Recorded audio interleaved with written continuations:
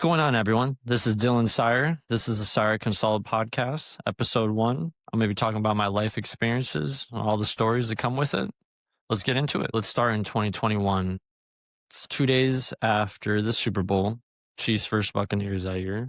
I hear a ring on my doorbell. I'm living in Queens, New York. I'm living in this 3-story townhouse, and there's a camera attached to the ring, and I got to go downstairs. My bedroom's on the second floor, and I go downstairs, and it's ringing. It's super early in the morning. It's around like 7 a.m. at the time. And I check the camera on the ring, and I see all these police officers at the door, 5, 6, 7, I don't know, however many can fit in the camera. I have a microphone, and, I say hello, and they say, come to the door or whatever. So I go downstairs, I open the door, and they immediately ask my name. They already knew my name. They asked if I was Dylan Sire. I said yes. And then they immediately put me in cuffs. They tell me I'm under arrest. Everything is like slow motion at this point. And then I'm just calm. I'm like still wondering what's going on. It's super early in the morning, like I said. And they have a 1-point guy who's talking to me. Now there's like 5 or 6, 7, 8. I don't even know how many different police officers. New York, NYPD, in the apartment townhouse. The guy is asking me about these things, and all I'm asking is just further paperwork, because I know if they're in the house, they obviously have a search warrant. I didn't just let them in without a search warrant. And then, so I'm reading through the search warrant. They're not really saying anything. I got one guy kind of just supervising over me while the others are just walking around the apartment. And then while I'm reading through it, they're looking for things, possessions. And then he says, like, are these things in the apartment? He's basically like, look, like, you can just tell us where they're at, or, we can basically fuck this shit up. He's like, we don't have to do that. This is obviously a nice place, but, if you don't want to tell us where it is, like, that's what we're going to have to do. So he's asking me about the items on the list and on the search warrant. And I say, these items are here. There's no reason to lie. They're in plain sight is what I told him. I was like, whatever's on this list is, nothing is hidden. It's in plain sight. And then, so they're like, all right. So they keep me handcuffed on the sofa. I'm just sitting there quiet. The guy's not really saying anything to me. I'm sitting there for a while. And then they asked me about a safe, because I had a safe in my bedroom closet. And then they say something along the lines of like, do you want us to open the safe, or are you going to open it for us? And I said, I'm not opening it. Like, I tell them they can open the safe themselves, because there was no reason to make it any easier for them, he said. And I'm not going to lie, like, they weren't being assholes. They were being pretty chill. I understand NYPD, any police officers can get overly aggressive. And, it's unfortunate depending on your circumstances. But I'm not going to lie, the one thing was they were pretty calm with me. And I also didn't give them any reason to not be calm. The guy was just asking me, like, he was just being nosy at that point. The guy supervising me just asked me a bunch of random questions that have nothing even to do with, like, the search warrant they have and all that. I was being standoffish. I wasn't even saying anything. I was just being quiet, because why would I talk? It doesn't make any sense. I don't know what the situation I'm in at the moment. So they're searching through the apartment. They're finding all the different things they're looking for on the search warrant. Eventually, they tell me, I think probably about an hour went by of them just walking around. They're taking boxes downstairs. They're taking all this stuff. They're bagging stuff up. I don't know what's in the bags. I don't know what's going on, because this townhouse is like 3 levels. So I'm just in the living room. So I don't really know what they're doing. The guy's not telling me what they're doing. And that was that. After about an hour, they come downstairs, and then they're like, we're going to take you in or whatever. They actually they were pretty calm. They let me change into different clothes, because I think at that point I had threw on whatever I threw on to go answer the door. And then they let me change clothes. I think they let me brush my teeth. Like I said, I know there's some fucked up stories out there about people don't get that simple privilege. And I definitely was treated in a completely different manner. Let me brush my teeth. They let me change into the clothes I want to change into. This is February. So it's super cold outside. So I grabbed like my big puffer jacket. I threw on like some bullshit sweatpants or whatever I could. So the one thing that was interesting is this guy who's supervising me, he's sitting there talking to me, and he's acting super nonchalant about this. At first he was being kind of a dick, but then he chilled out, and then he saw that I was just, I wasn't causing any problems. He's like, I still think about this today. It upset me so much because he's like, "Oh, you'll be out by tonight." He's like, "Yeah, this is cashless bail in New York City, like, nonviolent crime, whatever." He's like, "Yeah, you'll be out tonight. You'll make bail by tonight. You'll be back at your apartment, your townhouse by tonight, whatever." I'm like, in the back of my head, I'm like, "All right, at least this is a terrible situation, but that doesn't sound too bad, at least." And that's definitely not what happened. And I still think about that today as because like I'd rather him just have not said that at all because he got my hopes up. And I don't think he did it to fuck with me, but he definitely said it because he genuinely believed that was the truth. And then, they bring me downstairs to the front door of the townhouse.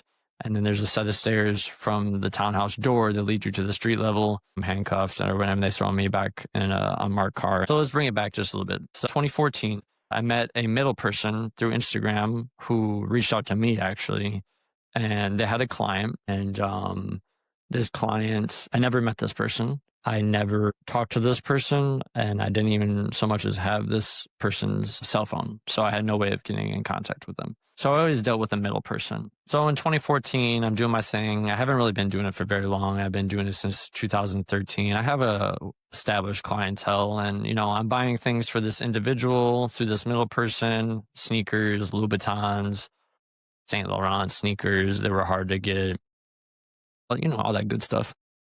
And then I had a lot of connections at that point already with the boutiques, high-end boutiques, the Webster at the time, Riccardi in Boston, Maxfield, even Barney's wasn't, Barney's is huge, was huge, but at the time, I had a good sales rep over there in different cities, since they had multiple locations, Bergdorf. I was doing a lot of online shopping as well, sites that weren't as well known. Patron the New in New York, which was, I think they had just started out at that time around 2014, so nobody really knew about them. So yeah, I'm buying all these things from these places, from these boutiques, these exclusive boutiques to get things from my clients and then a specific individual. And then, so that's where I started with that individual around 2014. I continued to buy things for that person well into 2018 through a middle person. And that's how it always worked. Never changed. That's the story. That's how it goes. That never changed. So that's the background on that. Like I said, I'll go more into my background later on about where I started, how I got into the personal shopping with the athletes, how I met the athletes in the first place and all that. So that was 2014. We'll go back to 2021. I'm under arrest. I've been served with a search warrant. I have all these charges. They bring me in an unmarked car to Queens County Jail, which is the central booking location for Queens. They bring me to like the DA's office at first. They stick me in some like small cell by myself. They don't say anything. It's just where the detectives work out of in the DA's office. And I hung out there for like an hour. And then they brought me across the street. That's where central booking is. And then that's where they take your fingerprints. That's where they take your mugshot, blah, blah, blah. And to this day, actually, I don't know if New York has a law or whatever, but there is no photos of my mugshot. I don't even know what my mugshot looks like, which, fucking, that's great because I don't want people seeing that shit. So I have the mugshot, fingerprints, and then, they just put you in a holding cell with like a few people or whatever. And then I'm in there for a while. Now the problem is like, I think the phone required like some quarters, which I didn't have any quarters. Why would I have any quarters on me? So I didn't get a hold of anybody in the holding cell at Queens Holding, Queens Booking, Central Booking. And then, I'm in there for a while. There's a few people in there. Nobody's like wilding out in my cell.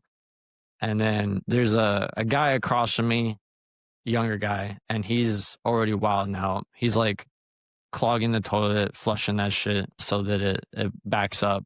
And then I'm like, all right, I guess this is what it's like over here, because I've never been arrested in my life. I've never spent time in a holding cell, even on anything. I've never been arrested before in my life. This guy's flooding the cell across from me. I don't have anybody to get a hold of. And then I'm hanging out in the cell. And then eventually they call my name. And then they basically bring me across the street in front of in the courtroom. They bring me to the court. And then, so they bring me to the court. And then they bring me in front of a court-appointed lawyer. And he's got about, no exaggeration, 2 minutes to ask me as many questions, fire off as many questions as he can. What's your name, date of birth? Have you ever been arrested, convicted, blah, blah, blah. Did you go to school, university, blah, blah, blah. All these just like background questions. He's got like 2 minutes. Crazy. They bring you in front of the judge. The prosecutor's there, not the district attorney, but the assistant district attorney's there. And then they read off the charges in front of the judge. Now, this is during COVID, so there's nobody there. It's just my court-appointed lawyer at the time and the assistant district attorney. And then they're like, I'm a flight risk. I'm this and that. I have the means to flee. He should be tethered, electronic monitoring. He's being charged with this, and that. And then, my lawyer doesn't, this court-appointed lawyer doesn't really, they suck. Like, that's the point. That's why they're free. They have no idea what's going on. There's nothing. You get 2 minutes to meet with them, as I said. So what are they possibly going to say in my defense? So they didn't end up doing electronic monitoring, thankfully, because that's a scam. That's a whole scam that can go into later. But they did set my bond at like $100,000, which means I had to come up. In that instance, you have to come up with $100,000, whether it's like cash, collateral, whatever. And then I'm like, well, fuck, that's a lot of money. So after that, it's a real quick process, And then they bring you into another room, and then the court-appointed officers, they bring you downstairs in the court into another holding cell. And then, I still don't know what's going on, right? Like, so I don't know if where I'm going to be transferred to. I don't know anything that's going on, right? And then so I'm sitting there, and then reality's starting to sit in, like, okay, this is an interesting situation because I don't even have a lawyer. I don't have anybody to contact. And there's a phone in the holding cell in the courtroom. And it's a really, really small holding cell, like probably for no more than 3 people. And it's got like a little janky bathroom in it or whatever. And at this time, I think it was probably mid-afternoon, like 3-4 p.m., something like this. And then I'm like asked, there's 2 officers that look over you in that holding area in the courtroom. And then I asked them, or I hear somebody say like what's next, basically. And then they're like, oh, you're going to be transferred to Rikers. So I'm like, well, fuck, like, I don't think anybody wants to hear that in their lifetime, like Rikers is notorious, Rikers Island. Like, this shit is probably the most well-known jail in the United States. It's just not good. And then so the phone's free, but you can only dial local. So I got like my mother, she lives out of state. She doesn't have a local area code. That would have been the first person I would have called. And I couldn't because it's only local anyways. And before I was brought into the Queen's booking or the courtroom, I can't remember.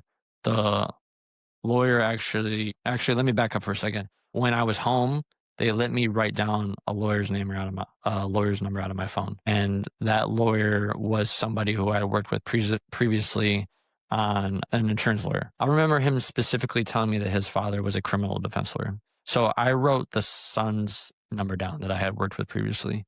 And then I gave him a call when I was in this holding cell at the court. And I said, this is so-and-so, like, is your father still a, criminal attorney?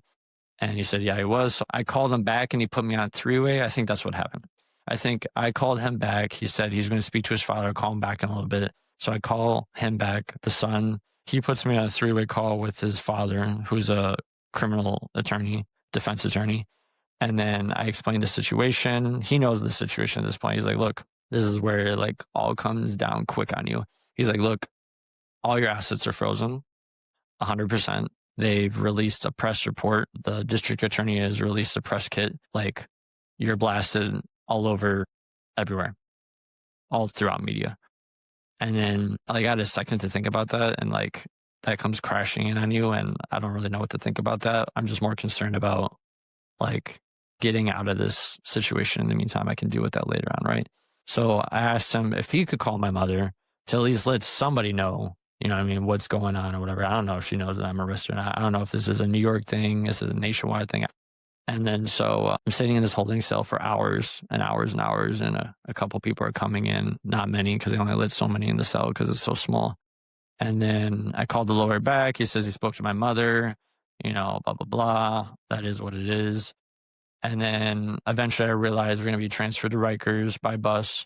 And then so there's one guy in there. It's the same guy that was flooding the cell at Central Booking. He ends up going through the courtroom at some point. He's down there with me now. And the only reason why I knew it was him that was flooding the cell was because I recognized his voice. And he's this short black guy. And he's wilding out. He's not trying to go to Rikers because he straight up said, like, I'm not going back to Rikers. So clearly I've been to Rikers before. I don't know what he did. Don't care. I'm just sitting there chill, just keeping to myself. And like, he's a smaller guy. He's trying to like slam the bathroom door shut and open, shut and open. And he's trying to like rip the hinge off or whatever. And he's doing whatever he can to just piss them off and then make it seem like he's insane because he'd rather go to the hospital than go to Rikers. So he said some wild shit to me, which doesn't even need to be repeated. But I just sat there. I don't even really give a fuck what this guy's saying to me at the moment. And basically, he chilled out. And then we had been in there for hours. So hours go by. I realize that I'm going to be transferred to Rikers. Now it's probably 7 o'clock, 8 o'clock. I don't know. Like another guy joins the cell. He's quiet. And then eventually they say the bus comes around, I guess, every so often to take you to Rikers from the courthouse and the holding cell that you're in. So they have us come out of the cell. In the cell, you're not handcuffed. You know, you're doing whatever. And then I end up telling the lawyer, I have his number now. I tell the defense lawyer who ended up becoming my lawyer, I say, you know, they're transferring me to Rikers. He was like, he thought that was kind of crazy. I remember him saying something like that. And then so they bring us out of the cell. They shackle you before they bring you out of the cell. Now you're outside of the cell. One guy is still continuing to wild out. They knew him by name, so they know what's going on. And they know he's trying to play games with them. More power to him. And then so the bus is here now. And then they have you shackled up, but they chain gang you. So they chain me up to another guy and you just walk in tandem out to the bus. And now it's dark out because it's February. It gets dark early. And I think it was around 8 o'clock, 9 o'clock at this point. So it's past 12 hours now. I don't think I've even ate anything. Like they offered you like a ham sandwich, some bullshit, like shit that you don't want to eat. You know what I mean? I'm still thinking about the guy that's telling me, the detective is like, you're going to be home by tonight. Like, don't worry about it. Like, yeah, fuck that. It clearly wasn't the case. So now I'm like getting on a paddy wagon to Rikers and I'm handcuffed. I'm shackled to the guy next to me. So you got like your arm dangling to the side. I'm not like linked with your feet or whatever at least, but your arms are handcuffed together. So you're sitting in the paddy wagon. You can't see shit out of a paddy wagon if you've ever been one because of the way the windows are blacked out. So technically Rikers is in Queens, but from the area that the courthouse is in, it's not super close. So I'm like, that's probably like a 30-minute bus ride. And then so we end up going to Rikers. And then now we're at Rikers. The bus pulls up at Rikers. They bring you to like the loading dock where they take you off the bus. And then when you get off the bus, you go on like a little back door. And then now you're in this specific housing of Rikers. Now this is where it gets crazy. This is 2021, February 2021. COVID's still ongoing. And I think at that time, there was like a resurgence of like a super high rate of COVID and the vaccines weren't out at the time or whatever. So they bring you in the back door of Rikers and then they line you up and then they call you out by your name. And then they put you in like, I think there's 2 holding cells. They put you in a holding cell with a bunch of people. I think there's just a outline by benches. It's just a holding cell with an outline of like a U shape with benches, 1 bathroom, and then a bench riding up the middle. And then there's already a bunch of people in there. Like there was probably 20, 25 people in there. So there's not even enough bench space or whatever. You got a few people sprawled out across the bench trying to like lay down or whatever. You got a bunch of people on the floor. And I think at one point I was sitting on the bench, but the bench is so narrow that it just gets uncomfortable. And so I had the puffer jacket because it was winter and it was definitely cold in there. But, you know, I guess the body heat from like having like 20, 25 people in there made it a little bit better. But you're just sitting in there. And then like once in a while, some guy comes with some food and like they got like peaches, you know, canned peaches. They got whatever bullshit, whatever, just straight jail food. I'm not going to use the bathroom. This shit's disgusting unless I absolutely had to. I think I took a piss eventually. Not eating the food. I think I ate some. Actually, one guy who he ends up being in my dorm later on. He was cool. He's like, yo, you should eat something or whatever. So they give you like carton milk, had some like peaches, whatever, just like very, very minimal. Like the night's going by, you don't know what time it is because there's no clock. So you're just trying to internally manage what the clock is. And you're in there all night and there's alarms going off all night long for different reasons that I don't even know about at the time. I had a few people wilding out and stuff because you got to realize like some of these guys are like withdrawing, some of these guys are detoxing. You don't know what's going on. Like it's all different types of walks of life. And I'm obviously the oddball out. Like, as you can probably not take a wild guess, of course I'm the oddball out. But nobody's fucking with me or anything like that. I'm just chilling by myself. And then eventually, like, I just take my puffer jacket off and I just lay it on the floor and I use it as a pillow because it was actually more comfortable to lay on the pillow on the floor than it was to try to like lay up against the wall on the narrow bench. So this is the circumstance you're in. You're like 20, 25 people. It's COVID. It's cold outside. I'd rather have worn the puffer jacket, but I had nothing to lay on the floor. Like it used as a pillow. So I used the puffer jacket as a pillow. And then I just laid there and tried to sleep. I think I was able to sleep a little bit, but the lights are on. It's not like the lights go off or anything like that. So you got like bright ass lights, people talking, alarms going off all throughout the night. Now we go into the next morning and you're at this point, you're just waiting to be processed. Like you're a nobody. You're not in the system. So I was thinking about like, damn, this is fucked up because like my friends, there's obviously stories out there. My friends haven't heard from me. My family hasn't heard from me.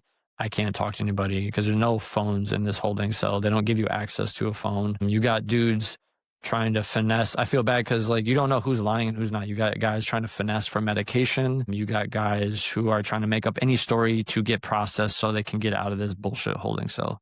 Because in the holding cell, you're just sitting there. It's like purgatory. And then but before you go to the next step, you need to go through medical before they process you and whatnot. That's part of it. They have to go through medical. It's morning pass, once in a while I hear somebody ask the time. It's like 12 o'clock in the afternoon now. Now I'm basically like have disappeared for over 24 hours. I disappeared for over 24 hours at this point. And then it's like 12 o'clock, it's 1 o'clock, it's 2 o'clock. I'm pretty sure it's about like 3 o'clock before they finally call my name because, I got to a point where I could see who was in there before me and people were there coming in afterwards because it's like coming in on buses. Like they're adding more people as people are leaving. So the cell never empties out. The cell stays about 20, 25 people the entire time. And then eventually they call my name. I think it was like 2 o'clock, 3 o'clock, something like that. Well over 24 hours. And then I was in that holding cell from approximately, I would say about like 10 p.m., 9 p.m., something like that. 10 p.m. to like 3 p.m. the next day. So a long ass time. And then they, make you give them your belongings, whatever. You do a fucking strip search bullshit, just like the movies. They take your belongings. They give you, jail issued clothes or whatever. At Rikers, it's like khaki colors, not orange, or it's not like fucking stripes like you're in Shawshank Redemption. And so it's like khaki color. They give you like the Velcro. They make you have to give them your shoes. They give you like the Velcro shoes because people be doing wild shit. And then they take you to another holding cell, but I'm by myself. And then the alarm's going off and I'm really close to the alarm and it's so loud. But now I'm not even a holding cell with anybody. I'm in a big ass holding cell by myself. And it's just a loud ass alarm going off so much because every time the alarm goes off is basically somebody doing some wild shit. And then the correctional officers, the COs for short, they pull the alarm and then like everything stops. When they pull that alarm, everything stops. And that's why it takes so long to go through the process because when they pull the alarm, nobody's being brought in and out of cells. Everybody gets hunkered down and until they figure out what the situation is and solve it and deal with the situation, whatever you want to call it, they don't do anything. Then they finally bring me into medical. When you're in medical, they put you in another holding cell. Now you're with like a few people. Now you're waiting to be called by the doctor or the nurses or whatever for them to process you through medical. So you're in this small holding cell again now, but you're in medical so you can see all the nurses and the doctors or whatever doing what they do. And then the alarm goes off again. And then this is my first instance with what they call the turtles. And there's this guy and it's all glass. I'm in this holding cell. It's all glass. And there's a guy facing the glass and he's in the corner and he's arguing with the COs. And then they bring in like a captain. He's like basically telling the captain, suck my dick. You're not going to do shit. Fuck you guys. Going off on them. I don't even know whatever reason. But like when you're in there, people just be wilding out. It's Rikers Island after all, right? And so this guy's wilding out. They have him in the corner and he's just basically telling them like, what are you going to do about it? And they bring in what's called the turtles. And the turtles are basically, I guess they look like Teenage Mutant Turtles. I don't know why they just like call them the turtles. I guess that's what they look like if you think about it. They're full riot gear, tactical vests, batons, those riot like shield, like riot gear, like literally like they're out like fucking fighting protesters, what you see right now in the news and shit. But it's one guy and it's all these turtles, and they're COs, but they're like special forces for the COs, right? They handle all like the mischief and all the special circumstances, like to prevent something bad to prevent like a CO from getting harmed or something like that.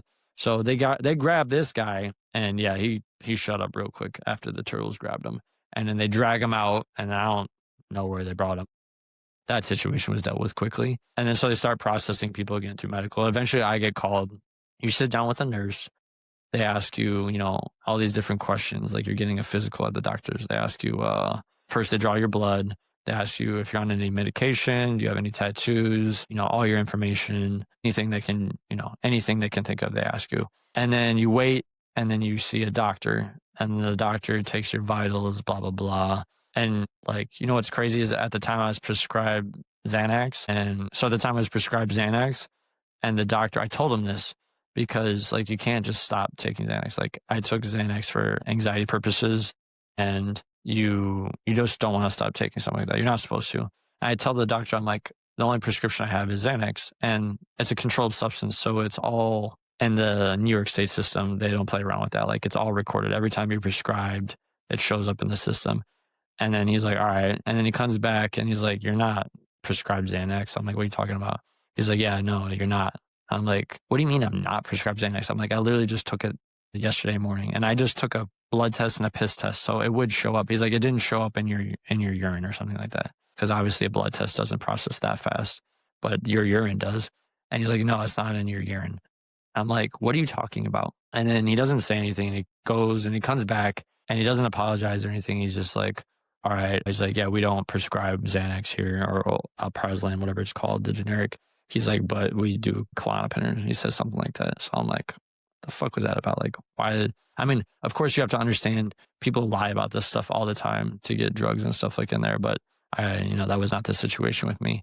And so next thing you do after medical is you see a psychiatrist. Now this is where shit start getting really weird, because they bring you to another back area after medical, and you're a holding cell. And I'm with this one guy. I think I was by myself for a while. And eventually I got caught up again with the guy who said some wild shit to me back at the court, awaiting Rikers, the one that was wilding out, waiting for the bus to pick you up at Rikers.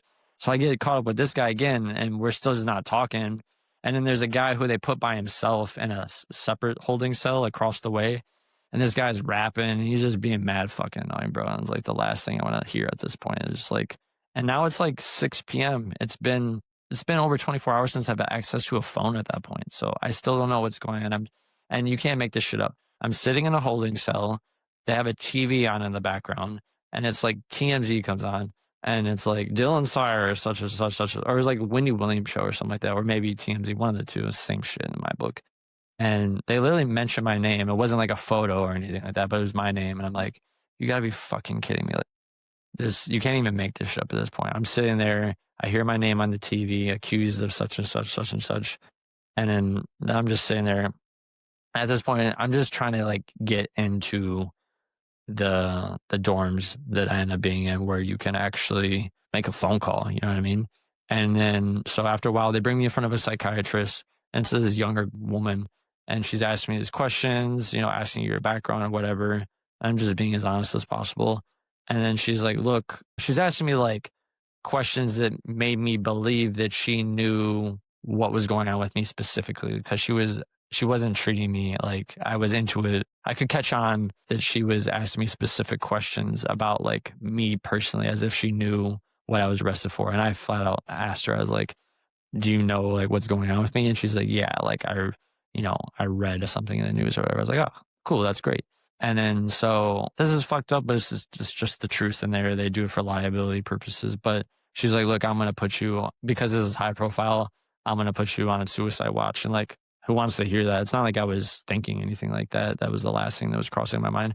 And all suicide watch means is they basically assign an additional CO to you, and that CO watches over you while you're in the jail, while you're in the cell. But we didn't have cells. They end up being a dorm. So it's an open dorm with cots. So 25 people in cots in a big room that's open with a recreational bathroom, whatever. And you're tied to this specific room. You're not allowed to leave the room or whatever. She tells me I'm going to be under psychiatric suicide watch. And then I leave that. I go back to the holding cell, and then now they're waiting for me. The reason why it's so slow is because they have to wait for a bed to open up for you, or a cot for you to be able to go into the dorms. Now, the reason why they did the dorms at that time is because it was during COVID again. and you had to test free of COVID for 14 days before they would move you to an actual other housing unit where it was like your traditional jail cells where you would get like a bunkmate or whatever like that. So I was in there for 6 days. And during those 6 days, I was in a dorm with the 25 people. And during those 6 days, I had one person who looked after me. So that night, the time lights out go, I think at 8 o'clock, 9 o'clock, lights go out. And by the time I finally got a cot to myself, the phone shut off when the lights go off, or I think even before. And I think the phone shut off at 6 p.m. or something like that. So now it had been over a day and a half since I was brought in without talking to anybody since the night before, over 24 hours at that point. And then so I'm like, damn, there's nothing I can do about it. But so they give me a cot or whatever. I go to sleep.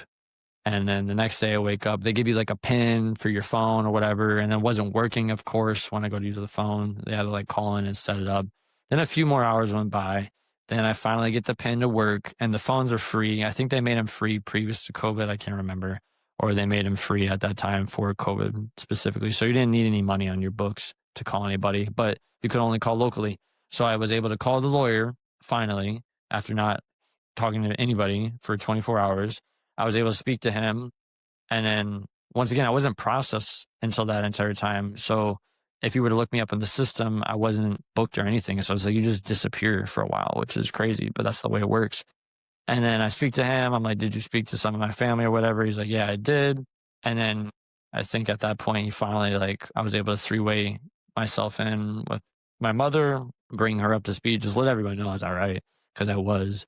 Surprisingly, I held it a lot. Surprisingly, I took it a lot better than I thought I would. But the phone situation, it's crazy in there too, because at the time, I think since the phones are free, I think you can only speak up to 15 minutes at a time intervals before the phone cuts off. And then you get like 45 minutes, 30 to 45 minutes a day. I can't remember. And then the phone shut off at like a certain time between like 2 and 3 where you can't talk on the phones at all. But like I said, you can only speak at 15 minutes at most. And then, so now I'm really in there. And then now I'm thinking, like, speaking to them, like, how am I going to bond out? I have the $100,000 bond. So they froze all my accounts, all my assets. They raided my place. They took a bunch of cash. They took a bunch of possessions. I don't know exactly what they took at the time because they didn't tell me, but I knew my accounts were frozen. So now I'm speaking to my family, like, and friends, how to get money. So I have properties in Michigan still, which they didn't touch. And I'm figuring out how to use those as collateral against the bond. But that takes time because I had a lawyer in Michigan who helped me set up the properties when I purchased them. And so my criminal lawyer now has to speak to the lawyer in Michigan. We have to find a bondsman who will take the bond. So the phone system in there is crazy. So those are like the rules for the phone. The rules for like eating is the lights come on like 5 a.m., 5 to 6 a.m., depending on how backed up they are. They bring you breakfast. Breakfast is like cereal, a muffin, maybe if you can get your hands on one, and a banana, something like that, like a little child-sized cereal with a milk, and like some bread that you can put some like bullshit jam on or whatever. So like, I think that was like the first like actual meal I had, if you want to even count that as a meal. Then around like 12 o'clock, 1 o'clock, whenever they decide to come around, you get whatever the lunch is for the day, whatever bullshit it is for the day. Then, they have water in there. They had like a hot thing for tea and for coffee, but that shit wasn't even working. So guys were using the hot pipes to warm up water, and they just tie up a bag and put water and they hang it on the pipes until it warms up to use it for coffee and tea. And then they had this like crazy nasty, like the most sugary, you can just imagine it ripping your intestines apart from the acidity juice type drink that they give you as well if you want. And then, they have the water. Unless it empties out, then you don't have any water. And then you get like a little mug, and then you have your cot, and then you have your like a bin where you can put your stuff in. That's what they have, right? And then I think I got lucky because they gave me 2 pads mattresses, because most of the time the mattresses are super, super flat. So it's like laying on straight metal. But I got lucky where they gave me 2. And then I don't even think I had a pillow originally. And then eventually I got a pillow like the next day or something like that. But I said, these are all the little minor details. But now you're in there. Now I'm in there. How do I get out of here? Because this is whack as fuck. You got like a little rec room You got some little games, you got chess, you got checkers, you got Scrabble, you got whatever. You have the TV in the rec room. And then because I was prescribed medication, they would bring me down to medical every day, 2 times a day. And then they brought me in front of a psychiatrist at one point. I kid you not. They prescribed me Klonopin as a substitute to Xanax. Xanax is stronger than Klonopin, but they gave me the same dosage in Klonopin that they gave me in Xanax. And because it's 2 different medications, the Klonopin hit me way stronger than Xanax did. And I did not want to feel like that. I felt like a zombie. And I told the psychiatrist straight up, I'm like, you guys can give me a lesser dose, which probably blew their mind because, people, like I said, and they're trying to get as drugged up as much as possible. They're not trying to give, people in there are trying to get as drugged up as possible to get away from reality. And I completely understand that. But I wanted to be in reality. I wanted to be clear-minded as possible to just get it out of my situation. So I told them straight up, I was like, you can give me a less dosage. Like, this is making me feel way too out of it and loopy. And that's probably something that they don't normally hear. And then so every day I would go to medical twice. So that was like my little escape. That was the only time you were able to leave the dorm setting.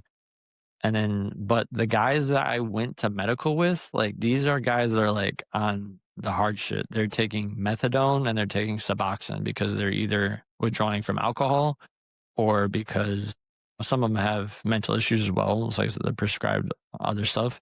But then sometimes they're off like opioids or heroin or painkillers or whatever it is, so they get Suboxone. And that's like another crazy thing is like, since the phone minutes are free and you don't pay for them, you don't have to have money on the books. There's a specific scenario where I remember this older guy who would go down to medical with me and he would get Suboxone. And this guy straight up asked me if I wanted Suboxone to let him use my phone minutes. And like, that's the one thing I'm like, I'm not letting anybody use my phone minutes because you talk on the phone, it's all recorded. Like, you're not going to be saying no wild, weird shit on the phone when it's under my name, under my pen. And he was like, yo, like, if you let me use your phone, I will give you some Suboxone. I'm like, dude, I'm not fucking withdrawing from heroin or painkillers. Like, if I take Suboxone, I'm going to fucking die, straight up. Or maybe not realistically, but I'm going to feel like I'm going to die. So I was like, nah, I'm good or whatever.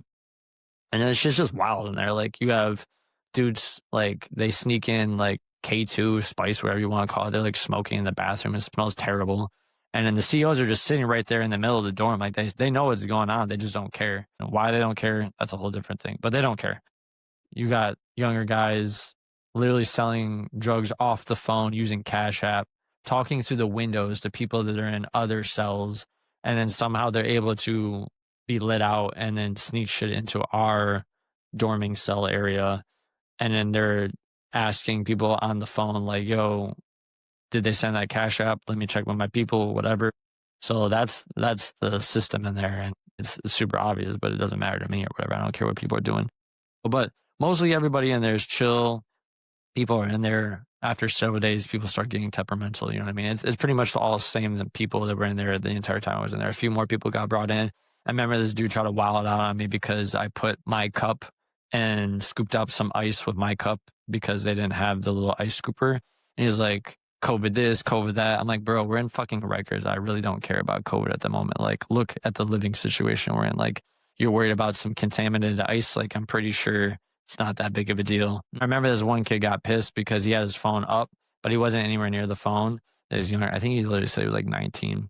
And he got pissed at me because I hung up the phone and went to use the phone. And he was like, yo, bro, like, he tried to say some shit. I was like, bro, I really don't care or whatever. He's like, just don't do that again. I was like, all right, bro, all good.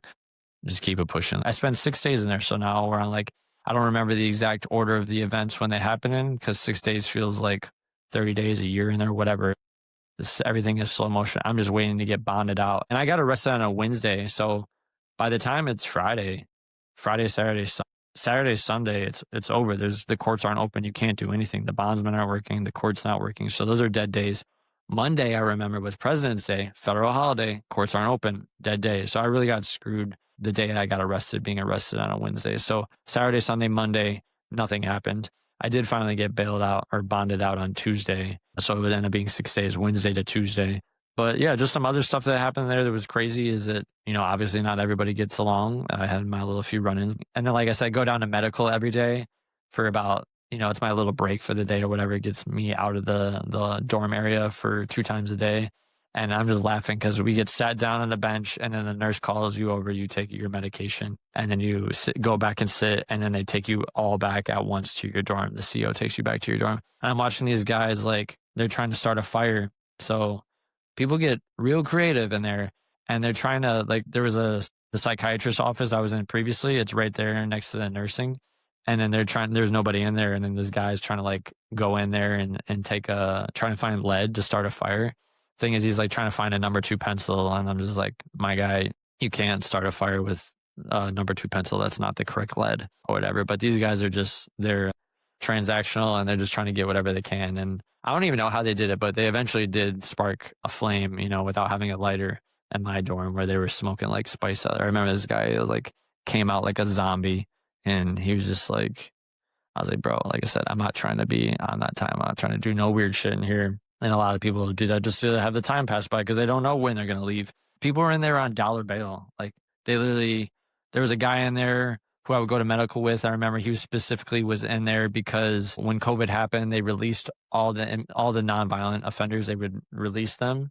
And then apparently, some of them got called back. And he was one of the ones that got called back and never showed up for a court. So he had a warrant out for his arrest. He got brought in. There was a guy who was in there who was really cool with me. He was in there because of parking tickets. So like, fuck that. He just couldn't afford the bail or whatever. So you have people in there, they have no money to their names, and they're just sitting in there, just waiting to see what happens. They're stuck in limbo. And out of the 6 days that I was there, I was the first and only person who bailed out, bonded out, whatever you want to call it. I was the only person that left. And they looked at me with like deer in the headlights when my name was called. And I started like, packing my stuff up, because it's like, obviously some people are haters. Some people are like, good for you. It is what it is. I don't, like I said, it's not my responsibility at the end of the day. But you do feel bad for the people that are in there on some just like complete bullshit, and they don't have the financial means to get out of there. I was able to get out of there because I had the properties as collateral. I finally got set up with a bondsman. My lawyer on the property side in Michigan had to sign all this paperwork, and then they have to take it to the judge, and the judge has to make sure that the funds are legitimate. And even the judge can technically say like, this doesn't suffice or whatever. But obviously properties is it's not liquid, but it's as good as collateral can get for the $100,000 or whatever. You also have to show like the appraisals of the properties to make sure that they are worth that total amount, whatever. So yeah, I was in there, and probably the craziest thing that happened when I was in there besides the constant alarms going off and all that, which means people are usually fighting and whatnot. But the craziest thing that happened in my dorm was one night there's a smaller CO in there, this older white guy, and he's small. So it's like there's some bigger inmates in there, you know what I mean?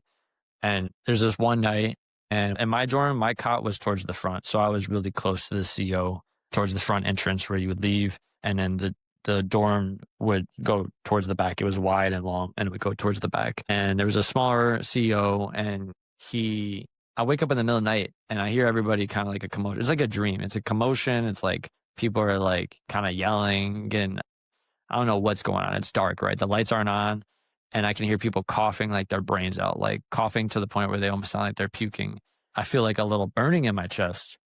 And like I said, I'm in the front. I'm like, what the fuck is that? And then I realize that these 2 guys, there was a guy in there who was acting super weird. And I guess he went up to a guy, one of the bigger guys actually, which I don't know why the fuck he did that. And he said some weird shit to him in the middle of the night. And the guy, I don't know what happened exactly because I was sleeping, but long story short, the guy clocked him, fucked him up. The guy ended up breaking his hand, the one that clocked him. They dragged the dude out of there who got his ass beat. And then the CO, they're trained to not intervene because they don't want to get sued or whatever. But obviously COs be doing fucked up shit all the time as well. But I guess they have an order in their handbook where they say like, they try to tell you to stop for 3 times, something like that. Stop. If you don't stop, they tell you one more time. If you don't stop after the second time or the third time, then they're allowed to use it's not even mace. It's like literally, it's not pepper spray. It's literally some man-made shit. It's worse. It's more intense. And for him to do that doesn't make any sense because if you spray it off right there, you get affected by it too. So this scrum happened in the middle of the dorm. So he sprayed it off right on these guys, and they got the full brunt of it. But everybody around there, once you start inhaling it and ingesting it, it enters your lungs and you can't breathe. It feels like your lungs are on fire. So thankfully, the fact that I was closer to the front and away from it, I still felt it, but it wasn't as intense as the guys who were just instantly sleeping in that area where this fight broke out.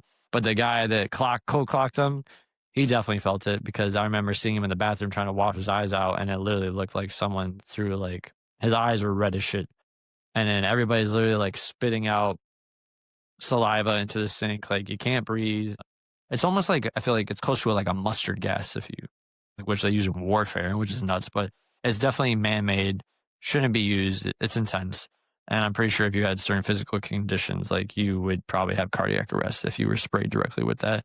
So the one kid that started shit and got his ass beat, I guess deservingly so, got dragged out, never saw him again. Everybody was ripping on the CO that sprayed the canister of the mace, pepper spray, whatever it is. I forget the technical name of it. People were going in on him. They were pissed at him because they're like, why the fuck would you do that? But he was also too small to even break up a fight. I don't know. It's just a lose-lose for everybody. And then all they come up, and then they sent in the turtles. So it's like 2 a.m, 3 a.m. And then now I'm at the front. I see the turtles waiting at the door because the COs call in for backup. The turtles show up, full riot gear. Once I said tactical gear, they tell everybody.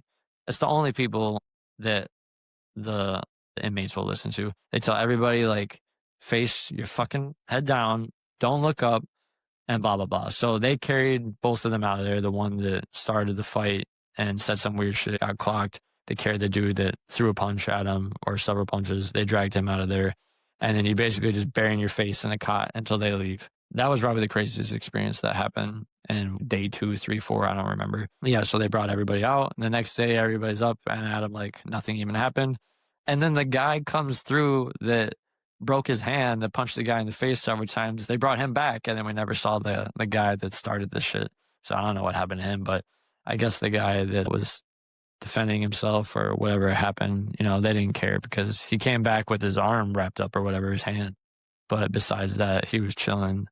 And yeah, there's just like, there's so much animosity built up in there for people that don't know what their situations are or how long they're going to be in there for. The COs are ignoring you sometimes. The COs have no control over the situation. And like, I realized that quickly. They don't get paid enough to deal with this stuff. And it's such a fucked up system that unless you've experienced it yourself in any type of capacity, and like Rikers has this reputation for sure that precedes itself. People are really just looking out for themselves. And like I said, it got weird psychologically. I handled it well, but there was a few times where it got weird. Like I remember this CO, he was a nice guy actually. Some of them are just rude, but overall, like most of them were nice to me. And when I go into the weekends thing, like that's a whole different situation. But then like, this guy said some weird shit to me, and he was like walking me to medical, and he said, like, you're not thinking that you're suicidal, right? He was in charge of watching me. Like I said, there was only supposed to be 1 CO in each dorm over 25 people, which is crazy. But it was COVID. They're working overtime. They had a lot of guards that would call in sick. So they're all working like, they would say crazy hours, 80 hours, 100 hours, whatever. That's the giant, that's the job they signed up for. And this guy's like, you're not feeling suicidal, are you? I'm like, no, why? And he's like, because I watched somebody once, or I was in charge of watching somebody, and they killed themselves. And I was like, okay, that's dark, but I guess that's just the reality of the situation in places like that. Is like people do things to get out of situations and they can't handle it. And yeah, you got to just be as strong as possible and have a lot of mental power and just deal with it however you can and process it however you can. I did say this is like dark humor. I did say something once to, I don't think it was that guy, it was a different CO. And it was the first time I showered, and I was like, it was community showers, not like in a movie where it's like open, but there was like a curtain and in the dorms. And then I went and showered late at night when most people went to sleep, because you can go to the bathroom whenever you want at night. And I told the CO, I was like, yo, by the way, don't worry, I'm not going to go kill myself. Like, I'm just going to go shower. And I laughed about it to myself because, like I said, I'm not actually having any suicidal thoughts, but just to mess with them a little bit or whatever. And I thought it was funny. I guess it's not funny, but you got to make light of the situation any way you can when you're in there. Like, you got to like just look at life on the lighter side, because otherwise you're toast. And so with that being said, other things that people get annoyed about is like the food sucks. I don't think that needs to be explained. You get bullshit food the same breakfast. The lunches are inconsistent. The dinners are inconsistent. Nothing is good. It's just how bad it is. Nothing's good. It's like, is it just better than the worst thing you've ever had? That's how I would rate it on a scale. And then at the same time, it's during COVID, so commissary is running less. So they have less items and they have less people running commissary. And I ended up getting a commissary list where I filled out what I wanted and they could put money in your books, but I wasn't there long enough to even get the commissary. So when I was in there the entire time, nobody even got commissary. So everybody is getting riled up because you're drinking, like, some people are coffee addicts. They don't have enough coffee. Like I said, the hot coffee pot / tea pot was not working. So people are coming up with innovative way and coming up with ways to, create hot water in any which way you could. You didn't have a toothbrush because sometimes they ran out of toothbrushes or whatever. They were supposed to give you a toothbrush. I didn't have one for like 2 days. You got to ask people for toothpaste. You got to ask people for like anything you can or whatever in there. And it's like, so the no commissary factor makes people even more agitated as well because they're not getting certain things that they want or whatever. Just basic needs. You don't have deodorant. You don't have any of that stuff unless you have commissary. So we weren't able to have commissary. And then the days are starting to go by. I'm hoping I'm going to get out on like the Monday I was going to get out. It was a holiday, federal holiday. The courts are closed. I was hoping for Tuesday or Wednesday. And then it wasn't until I finally got a phone call. Like my lawyer called me. I was speaking to him every day. Family every day, friends, whenever I could until my minutes ran out for the day. But my lawyer finally told me, like, look, they're processing the paperwork. You should be out by tomorrow. And I think that was on Monday. And then Tuesday, I got like a call. The CEO called me in from they have a booth that they sit in the middle and overwatch everything. And the CEO's like, you can like start getting your stuff ready. Like you got bonded out. I'm sitting there. I packed my stuff up. I think it was like 3 p.m. And then I'm sitting there waiting or whatever. People realize that like I'm leaving. So I just give my cot to somebody, not my cot, my mattress, because I had 2 mattresses. So I leave one mattress, I give the mattress to somebody else or whatever that I was cool with.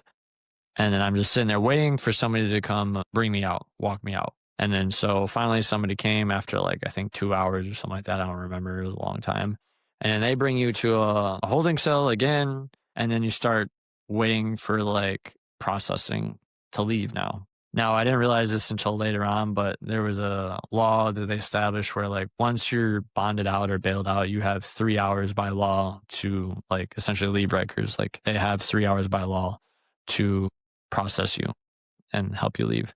Long story short, I'll go into the details in a second, but I didn't get out until like 12 in the morning. So I got bonded out, got a phone call at like 3 p.m.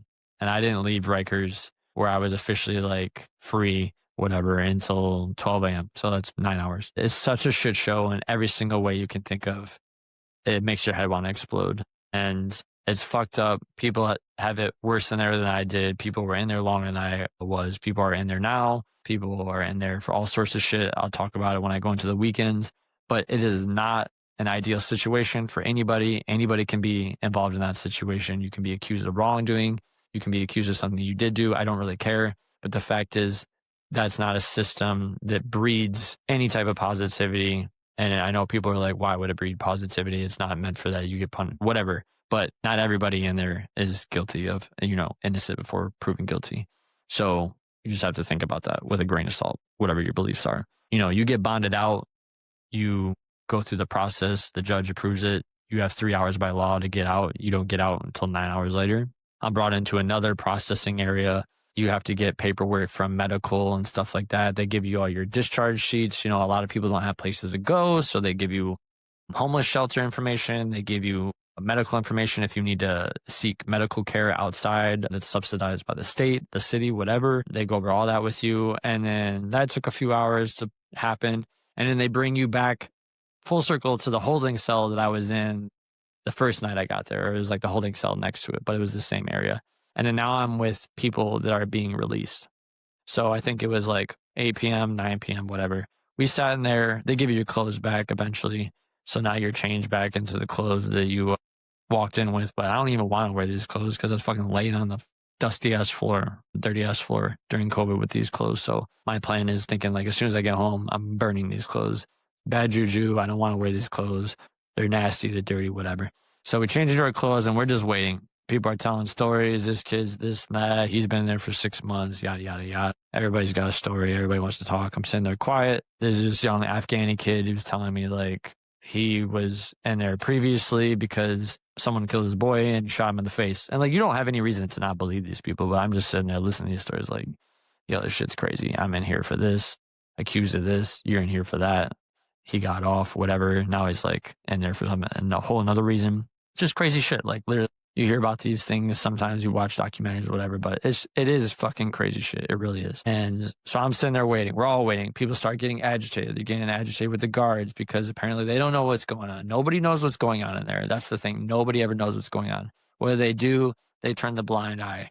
Whatever they don't, they turn the blind eye. They don't care. They're doing their job. They don't care to do anything more, anything less. So you're just sitting there playing the waiting game. Now you start getting impatient because you can taste the ability to leave and you're not leaving. So finally, a bus comes in, picks us up. It's like 12 a.m. now. They tell you, they give you a bus card because the only way off the island and on the island is a bridge. It's Rikers Island. It is an island. And there's one bus that brings you over the bridge and nobody can come pick you up in the front. So when we're released, they bring us to the visitor center, which is at the front of Rikers Island. And then they give you, there's a phone there. And then they have the bus cards there, the MTA cards they give you so that you can swipe, so that you can get off the island when the bus comes. Of course, the bus doesn't come it's 12 o'clock now, so the buses aren't running on a regular schedule. The bus comes at, 45 minutes later. I ended up having a family friend, good family friend that picked me up. And like I said, I have no experience with Rikers, so they're trying to figure out where to pick me up. They're like, I'm going to be in this parking lot. I'm like, cool, I don't have no information to go off of though.